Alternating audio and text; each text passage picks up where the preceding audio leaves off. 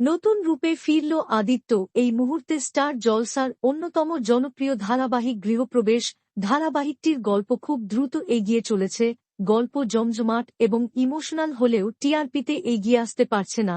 শুরুতে কিছুটা ভালো অবস্থানে থাকলেও সময়ের সঙ্গে সঙ্গে অনেকটাই পিছিয়ে পড়েছে। বর্তমানে টিআরপিতে হিউজ গ্যাপে পিছিয়ে রয়েছে। তবে এবার টিআরপি বাড়াতে নতুন চমক নিয়ে এসেছে ধারাবাহিকটি।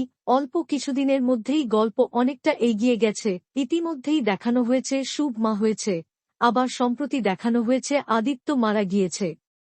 তাহলে কি আদিত্যকে আর ধারাবাহিকে দেখা যাবে না? না, আবারও নতুনভাবে নতুন রূপে ফিরছে আদিত্য।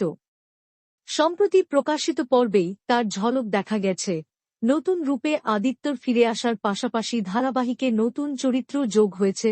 শুভ এবং আদিত্যর জীবনে তৃতীয় ব্যক্তি হিসেবে এন্ট্রি নিয়েছে ডক্টর মোহনা সেন। মোহনা সেনের ভূমিকায় দেখা যাবে জনপ্রিয় অভিনেত্রী কৌশাম্বী চক্রবর্তীকে। এই চরিত্রটি আদিত্যকে সুস্থ করে তুলবে, তবে হয়তো আদিত্য স্মৃতি হারাবে।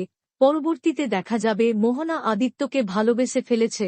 কিন্তু শেষ পর্যন্ত কি হবে তা জানতে হলে দেখতে থাকুন গৃহপ্রবেশ। সোম থেকে রবি রাত 8:30টায় শুধুমাত্র স্টার জলসায় গৃহপ্রবেশ ধারাবাহিকের সকল আপডেট সবার আগে পেতে চ্যানেলটি সাবস্ক্রাইব করুন এবং পাশের বেল আইকন বাজিয়ে দিন। ধন্যবাদ।